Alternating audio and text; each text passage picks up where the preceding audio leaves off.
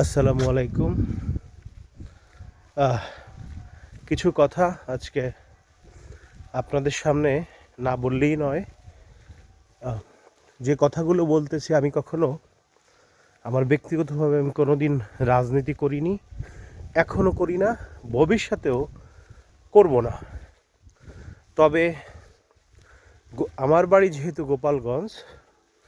গোপালগঞ্জের মানুষ হিসেবে আমি, যেহেতু আমাদের স্বাধীনতার ঘোষক বঙ্গবন্ধু শেখ মুজিবুর রহমান আমাদের গোপালগঞ্জেরই সন্তান, এবং তার জীবনের 14টা বছর সে কারাগারেই কাটিয়ে দিয়েছেন দেশের জন্য এবং দেশের মানুষের জন্য।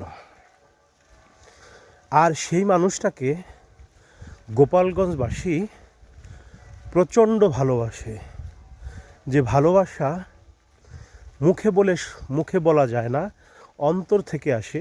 তাই গোপালগঞ্জের ছোট থেকে বড় সবাই বঙ্গবন্ধু শেখ মুজিবরকে এতটাই ভালোবাসে, যা শেখ মুজিবর বঙ্গবন্ধু তার জন্য গোপালগঞ্জবাসী জীবন দিতে পারে।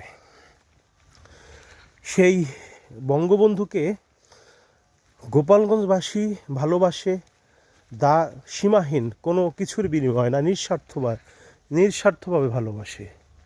আর এমনিভাবে সারা বাংলাদেশের মানুষ, হয়তো বা কোথাও কম বেশি আছে, কিন্তু বাংলাদেশের মানুষ প্রচণ্ড শেখ মুজিবরকে ভালোবাসে তার কন্যা শেখ হাসিনাকে। এবার আসি শেখ হাসিনা সম্বন্ধে কথা। শেখ হাসিনা যখন ক্ষমতায় ছিল, আমি একজন সাধারণ মানুষ হিসেবে যখন দেখতাম যে জামাতের উপরে একটু নির্যাতন করতেছে বা বিএনপির প্রতি নির্যাতন করতেছে, আমার কাছে খুব খারাপ লাগতো। এরকম কেন করে? এটা কি কোনো রাজনীতি? এটা কি কোনো রাজনীতি হতে পারে? এরকম হবে কেন? রাজনীতি করব আমরা বাংলাদেশি, সবাই ভাই ভাই, দেশটাকে এমন সুন্দর সবাই মিলে আমরা এমন জায়গায় নিয়ে যাব যেন সবাই ভালো থাকে। কিন্তু এখন যখন শেখ হাসিনার গণ অভ্যুত্থান বলেন, ঠিক আছে, বা জঙ্গিরা বলেন, যেভাবে হোক না কেন, একটি গ্রুপ তাকে বাংলাদেশ থেকে বের করে দিছে, সাধারণ মানুষ তাতে অংশগ্রহণ করছে, কিন্তু সাধারণ মানুষ বুঝতো না যে এটা একটা জঙ্গি চাল ছিল, যে চালে সাধারণ মানুষ বুঝে নাই। তারা আবেগপ্রীত হয়ে হাসিনের বিভিন্ন অন্যায় বিভিন্ন রকম অবিচার তারা মিথ্যাভাবে তুলে ধরে মানুষ মনে করত যে আসলেই মনে হয় হাসিনা ভালো না। কিন্তু এই শেখ হাসিনা দেশের এত উন্নয়ন করেছে যা বিগত কোনো সরকারই করে নাই। এটা কিন্তু বঙ্গবন্ধু শেখ মুজিবুর রহমানের স্বপ্ন ছিল, যে বাংলাদেশকে এমন জায়গায় নিয়ে যাব যেখানে বাংলাদেশের মানুষ কেউ না খেয়ে মরবে না, ভালো থাকবে, এবং সাউথ এশিয়ার ভিতরে বাংলাদেশ একটা সম্মানজনক স্থানে পৌঁছাবে। তারা বিশ্বের বুকে পরিচয় দিতে পারবে যে আমরা বাংলাদেশি, আমরা ভালো, আমাদের দেশের অনেক উন্নয়ন হয়েছে। কিন্তু বাংলাদেশের রাজনীতিক হানাহানি আমি যখন দেখতাম, শেখ হাসিনা জামাত বা অন্য কারোর বিরুদ্ধে, ঠিক আছে, রাজনীতিক হয়রানিমূলক মামলা অনেক কিছু করতেছে, আমার কাছে খুব খারাপ লাগতো। কিন্তু এখন বাস্তব, এই যে এখন বয়সটা তো কম হয় নাই, 47 বছর বয়স হয়ে গেছে, এখন বুঝতেছি শেখ হাসিনা উন্নয়নের জন্য, সাধারণ মানুষের জন্য টিকে থাকার জন্য, টিকে থাকলে সাধারণ মানুষের উন্নয়ন হবে, দেশের উন্নয়ন হবে, দেশের রাস্তাঘাট সব কিছুর উন্নয়ন হবে। এই টিকে থাকার জন্য এসব জঙ্গি বাহিনীকে সে শাসন করত, এদেরকে গ্রেপ্তার করত। এখন স্পষ্ট বোঝা যাচ্ছে যে এদের হাসিনা যা করেছে ঠিক করেছে, যদি না করতো তাহলে এরা মানুষকে ভুল বুঝিয়ে রাজপথে এনে শেখ হাসিনার পতন ঘটাতো। কারণ বাংলাদেশের সাধারণ মানুষ তো রাজনীতি বোঝে না।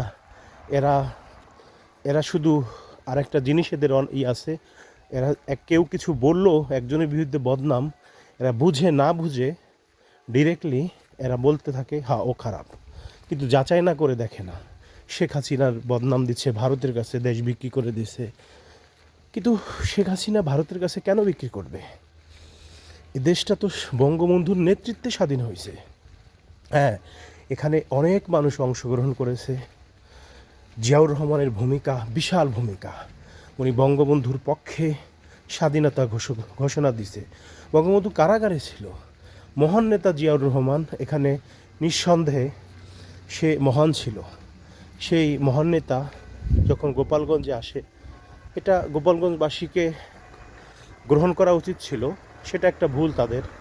এরশাদ যখন আসে তাকেও গ্রহণ করা উচিত ছিল, সেটাও একটা ভুল। কিন্তু ঠিক আছে, আবেগের জায়গায় গোপালগঞ্জবাসীর আবেগকে মানুষ কি শ্রদ্ধা করে না? অন্য অন্য দলও তো শ্রদ্ধা করে। এখানে হাসিনার পতনের পরে অনেক অনেক অনেক দল আছে, রাজনৈতিক দল, বিএনপি, জামাত, এরা কিন্তু সভা সমাবেশ করে যাচ্ছে। এদের কিন্তু সাধারণ মানুষ কিছু বলতেছে না। কিন্তু মাস টু গোপালগঞ্জ, এটা কিসের ইঙ্গিত? শেখ মুজিবুরের মাজার বা কবরস্থান ভাঙা, যেখানে বাংলাদেশের স্বাধীনতার স্থপতি ঘুমিয়ে আছে। ৭৫ সালে এই কুখ্যাত সন্ত্রাসী বা জঙ্গি বাহিনী, তৎকালীন আর্মির কিছু বড় বড় অফিসার, সাধারণ মানুষ, সাধারণ আর্মি অফিসারদের নিয়ে, আর্মির সদস্যদের নিয়ে এই দেশটাকে ধ্বংস করার জন্য, পাকিস্তান বানানোর জন্য এখানে তারা হামলা করে বঙ্গবন্ধু শেখ মুজিবুর রহমানের সমস্ত পরিবারকেই হত্যা করে। এমনিভাবে দেখেন জিয়াউর রহমানকে এরা শেষ করে। এরা কিন্তু স্বার্থের বেলা সব কিছু করতে পারে।